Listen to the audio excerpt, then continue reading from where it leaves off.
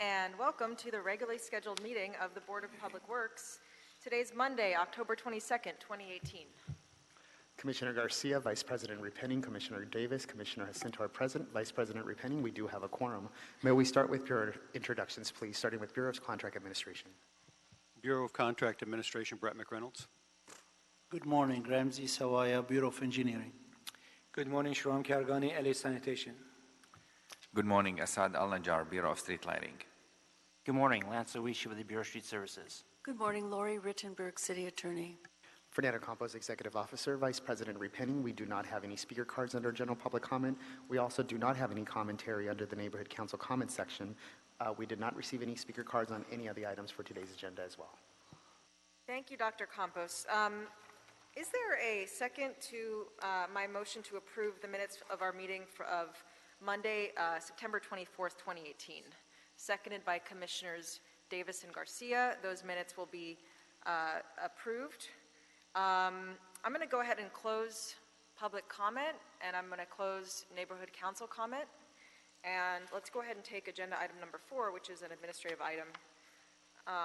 Specifications submitted for board adoption and authorization to advertise for the invitation of bids. CD8 for the 74th Street Sewer Rehabilitation Unit 1, Van Ness to Western, work order number SZC 13273, estimate $8,704,580, bid receipt date November 28th, 2018. Is there a second to my motion to adopt agenda item number 4? Seconded by Commissioner Jacinto. Any objection to sending that forthwith? Hearing none, we'll adopt agenda item number 4 and send it forthwith. Let's go back to agenda item number 1.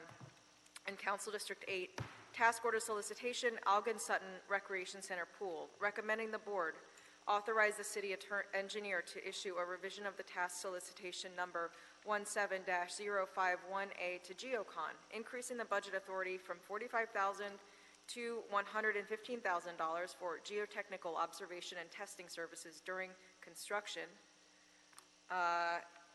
Easton Forcier on, hi. Good morning. Good morning on agenda item number 1. Thank you.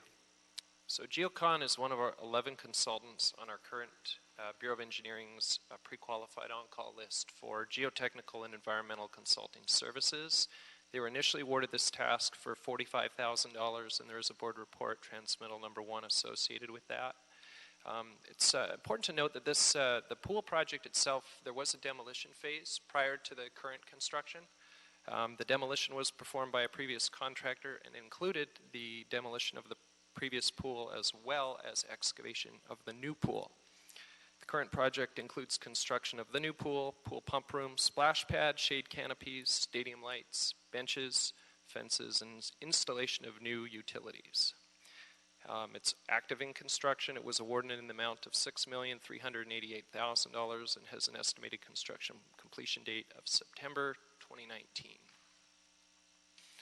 During the early, during the early stages of this current construction project, we observed that the demolition contractor had not excavated the pool at the proper location, resulted in a significant amount more of earthwork for us.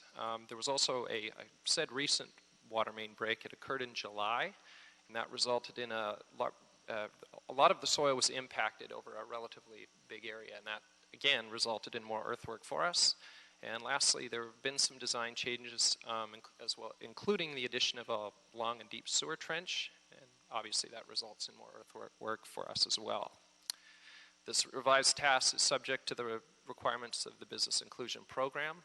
For this contract, we have anticipated participation levels of 13% minority-owned business enterprises, 4% women-owned business enterprises, 25% small business enterprises, 8% emerging business enterprises, and 3% disabled veteran-owned business enterprises. Based on Geocon's invoice dated August 8th, 2018, they've achieved so far an MBA participation level of 0, a WB participation level of 21.81%, small SBE, small business enterprise participation of 21.81%, and emerging business enterprise participation level of 21.8%, and a disabled veteran-owned business enterprise participation level of 0.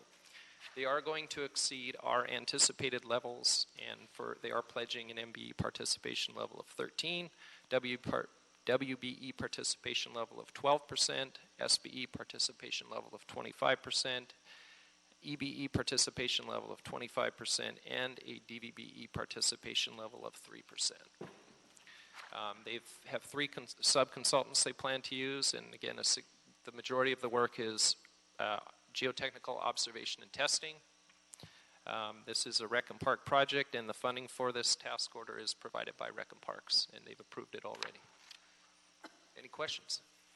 Thank you, Mr. Forcier. Commissioner Cinto. Thank you, Vice President Repenning. Easton, thank you. Want to go back to your report. The original excavation for the pool, you mentioned it was in the wrong location. Can you tell a little bit more about that? I can. It was in the wrong location. A survey was not performed, but it had been excavated. And again, my understanding was it was the responsibility of the previous demolition contract. That was their contract requirement to excavate the pool. Do we have any remedy on that? Obviously, if it was the wrong location for the excavation, and we're having to spend more money now for additional geotech work.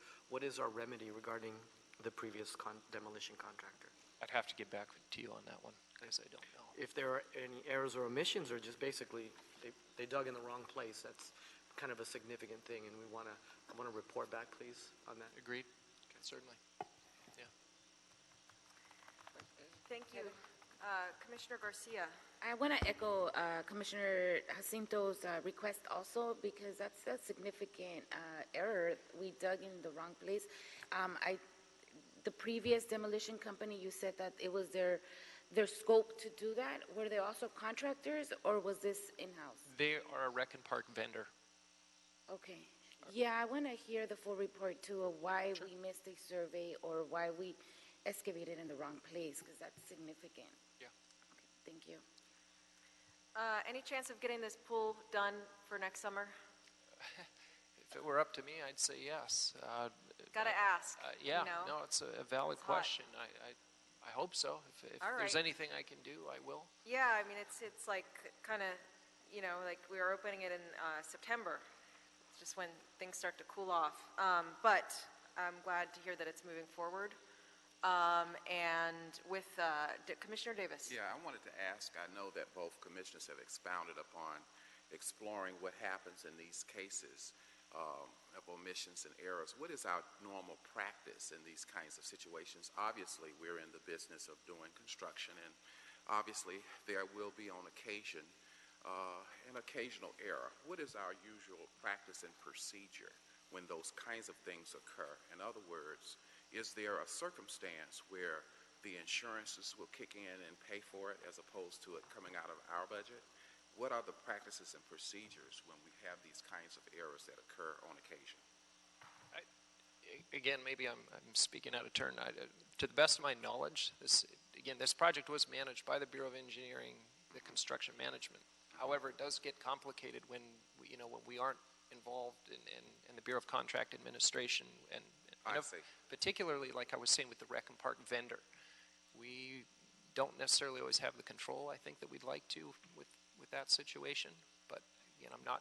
Basically, structurally, Parks and Rec does its own thing and does not necessarily communicate in the ways in which other bureaus do when they're doing construction work with contract administration. Is that basically correct? That's what I've seen. But again, I'm not a project man. I'm a geotechnical engineer, so I'd be the wrong person to ask. But I could find out the exact circumstances on this particular one and report back where the oversight is. I agree with you that it is important for us to look in the future towards maybe some uniform process and procedure for all of the city's departments as it relates to their interaction with contract ad, because we are, in fact, for the city, the inspectors, and I always say we inspect what we expect, but yet we have a couple of operative administrative units doing their own thing. And so now we have this coming up, and this is one of those groups that doesn't communicate with Con Ed in the ways in which the majority do. I think that that is something for us in the Board of Public Works to consider a discussion about moving forward. And yet, we don't know what the practice is when an error does occur, even though I know you didn't have, because of the lack of communication, any detailed knowledge about it.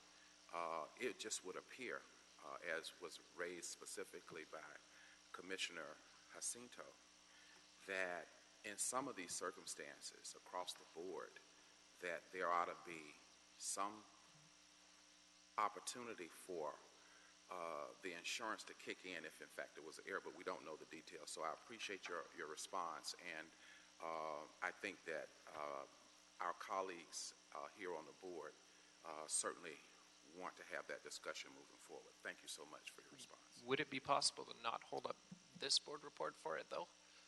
Oh, no, I'm not proposing that. I'm just taking from this issue further discussion that we might need to have as a board. That's all. I'm not proposing any inaction on this board. Dr. Campos, do you have any recommendations for how to follow up on the comments made by commissioners?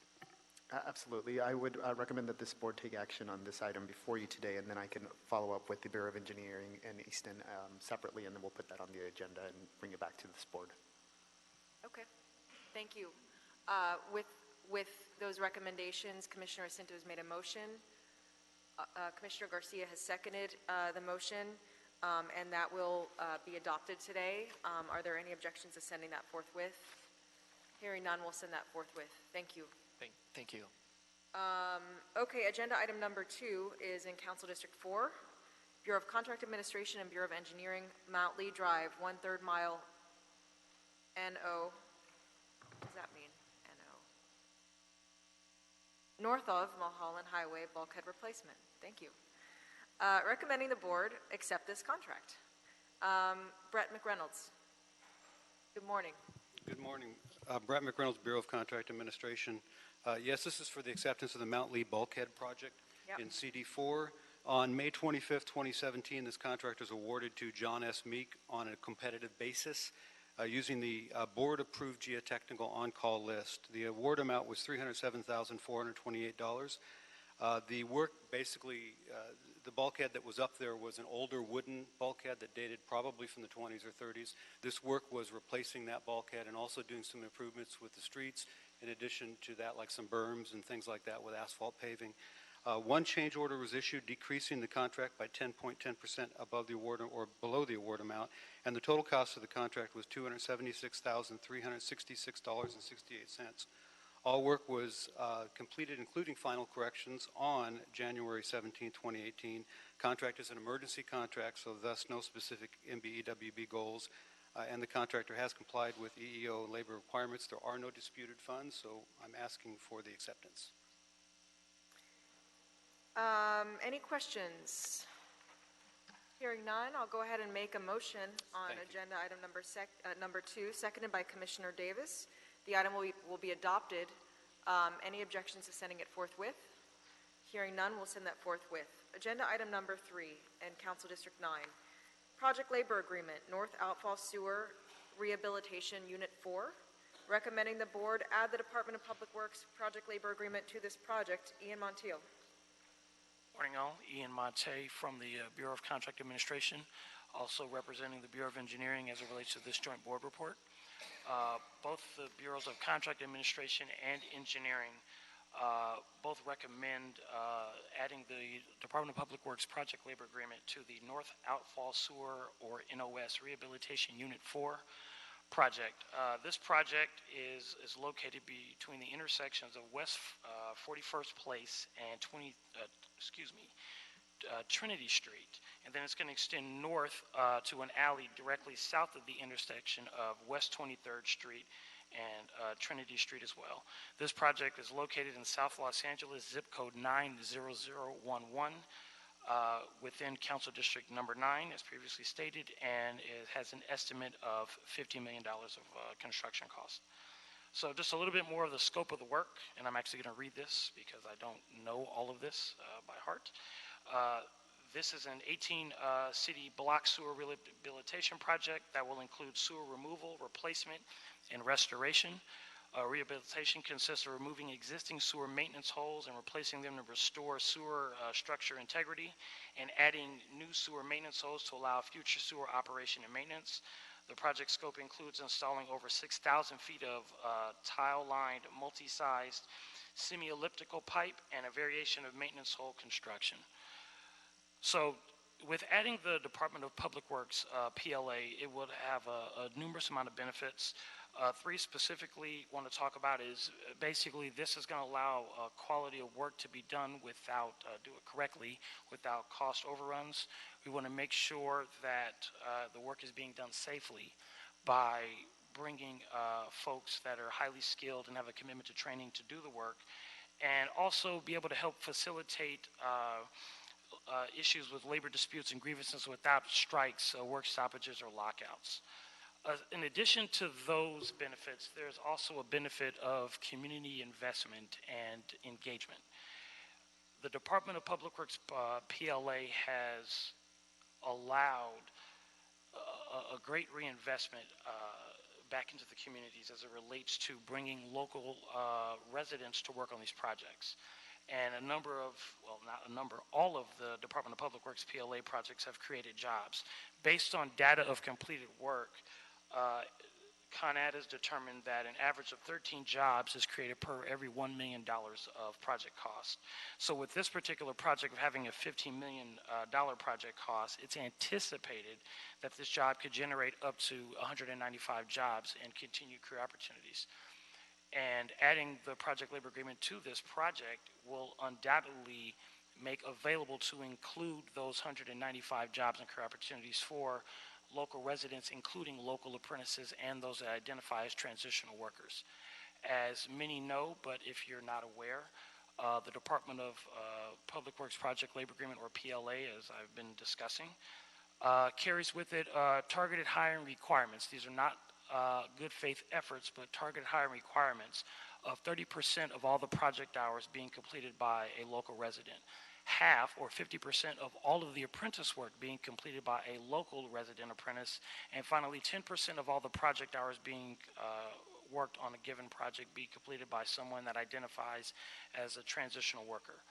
And looking at the current metrics as of this morning, the Department of Public Works Project Labor Agreement has achieved a total of 38% on that 30% goal of local hire, 61% of that 50% goal of local apprentice, and 20% of that 10% goal of transitional workers.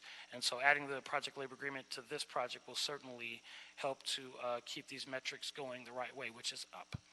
I'm open for questions. Thank you, Ian. Appreciate your looking for additional opportunities to bring projects into our PLA, which I think we all feel strongly about. Commissioner Jacinto. Thank you. Ian, good job. Thank you. Have we put project labor agreements on our north outfall sewer before? Ramsey, this is a question for you too as well. Do we have that? This is common practice. These are big projects, obviously, the north outfall sewer. Just wanted to get a verification if we've placed PLAs on the NOS before. I'll defer first to engineering, though I can speak on that as well. I'm not sure, Commissioner. I need to report back to you. I'm not sure. Okay. Just as a reference point, I just want to make sure you can get back to us on that. I can state yes.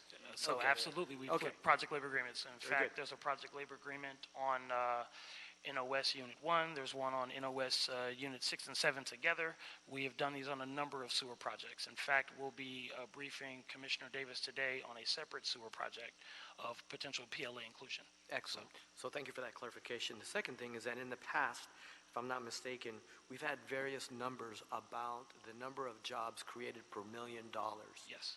So we've had 17 in the past. This has 13. That's kind of that's a delta. That's a difference. Can you if this is an average, it would be good for us to use a specific average if it's 13 or 17. So recent data suggests 13, but what we certainly can do is go back and look at the data, because we have a total of 81 projects right now that are working. You have a number of others that have already been closed, and so we can certainly look to see if the average has changed, and then we can get back to the board and also put it in our board report if that average has changed or it's gone up or stayed the same. Great, thank you, Ian. Commissioner Garcia. Ian, yes, good job too on your presentation, like always. I have two questions. One, and maybe I missed it, but I kind of read through the whole thing. Is this project with a contractor, and is the contractor doing the hiring of the project labor agreement folks? So this project currently is in advertisement. We're looking to add the PLA as an addendum item for it. It will eventually go to a contractor who will then have the opportunity and or obligation to hire subcontractors that are going to make a commitment to hire local workers by way of letter of assent, where they have to agree to the terms of the PLA. And then ultimately, whether or not that prime contractor gets a jobs coordinator to assist in the hiring or whatnot, or they decide they want to do that process in-house, essentially they're on the hook to deliver. And that's what we expect with any project that we put on this project labor agreement. Okay. And thus far, it's been working out very well. Perfect. Thank you for that explanation. That answers both of my questions, actually. So thank you. Thank you, Commissioner Garcia. Any other questions? Okay, I'll go ahead and make a motion on agenda item number 3, seconded by Commissioners Davis and Garcia. That item will be adopted. Any objections to sending that forthwith? Hearing none, we'll send that forthwith. Our final item today is agenda item number 5. It's an oral report from the Bureau of Engineering on super expedited wastewater emergency rehabilitation sewers 5. Salam Garawi. Morning. Good morning. My name is Salim Garawi, and I'll be covering two reports. Okay, got it. Two reports for sewers 5 and sewers 6, and I'll go over these reports. I'll start with report number 5 with your permission and going over the report in verbatim.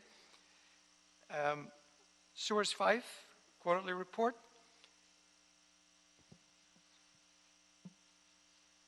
The contract term is 5 years. The contract award date is April 26, 2013. The contract start date is May 2nd, 2013, and the contract expiration date is May 2nd, 2018. Time expiration to date is 1,977 days. Percentage of time expended to date is 108.3%. The contractors awarded this contract is Matthew and Stewart Company Incorporated, M&R Construction Incorporated, Tomovich and Associates, and M&R subsequently was terminated on March 19, 2014. Excuse me. So currently, the two contractors on board with this contract is Matthew and Stewart and Tomovich and Associate. The construction orders issued for the contract is 939. The construction orders completed is 938. The construction orders amount is $21,870,245. The fully executed change orders are $3,829,541. I'm sorry, $641. For a total of $25,699,886. The contract ceiling is $26 million. The project's amount authorized to date by the Board of Public Works for over $100,000 is $1,855,587. By the city engineer for projects under $100,000 is $20,014,658. Fully executed change order amount is $3,829,641 for a total of $25,699,886. The contract cost ceiling remaining is $300,114. The percentage of amount expended to date is 99%. The number of projects completed is 938 projects for a total amount authorized of $21,470,337. The number of projects in construction is 1 for a total amount authorized of $399,908. And the number of projects transferred to Sewer 6 is 181 project.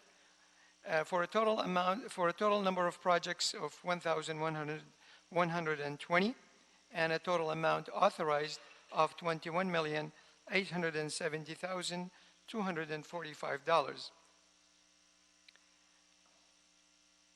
Moving on to Sewer 6 quarterly report. I'm sorry, are there any questions for Sewer 5 quarterly report before I move on to Sewer 6? No. Commissioner Jacinto. Thank you. Salam, I just want to clarify, we have to hold Sewers 5 open till we complete that last project? That is correct. Okay, so when we do that, do you know when, more or less? Well, it's we have not actually started the work under this one project, 8th Street project. We are pending the approval of LADOT, so we can start construction, and it should be very imminent. I would think it's probably this week. Okay, so when we complete that, we will close 5, and we're going to be just about right at the $26 million limit. That is correct, and I expect probably closure will be early part of next year, only because of the holiday moratorium, and we cannot start work on this project during November. It's a long project, about 45 days working days, so most likely we'll end up completing it and closing the contract by next quarter. Great, thank you. Welcome. Okay. Continue, please. Sewer 6, okay. Sewer 6 contract term is 5 years. The contract start date is November 3rd, 2017. The contract expiration date is November 2nd, 2022. The time expended to date is 331 days. The percentage of time expended to date is 18.1%. The contractors awarded this contract is Matthew and Stewart Company Incorporated, M&R Construction Incorporated, and Tomovich and Associates. The construction orders issued 194 projects so far. The construction orders completed 172. The construction order amount is $5,088,362. The fully executed change order amount is $29,166 for a total of $5,117,528. The contract cost ceiling is $30 million. Project amount authorized to date by the Board of Public Works for over $100,000 projects, $462,402 by the city engineer, or project approved by the city engineer under $100,000 is $4,625,960. Fully executed change order amount is $29,166 for a total of $5,117,528. The contract cost ceiling remaining is $25,882,472. The percentage amount expended to date is 17%. The number of projects completed is 172 for a total amount authorized of $4,448,695. A number of projects in construction is 22 for a total amount authorized of $639,667. The number of projects in design, number of projects with design completed is 118 projects, and number of projects in design is 7 for a total of 319 projects and a total amount authorized of $5,088,362. Thank you. Thank you. Any other questions? Okay. Thank you for the report, Mr. Garawi. Thank you. We'll see you again soon.